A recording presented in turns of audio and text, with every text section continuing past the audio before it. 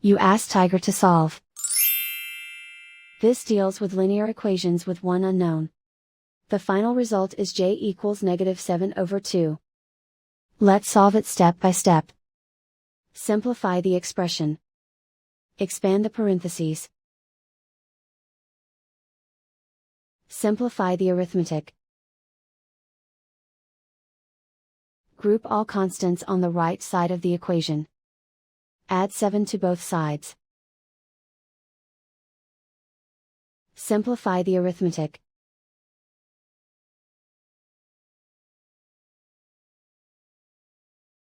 Isolate the j.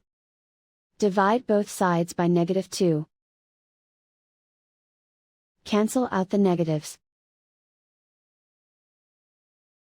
Simplify the fraction.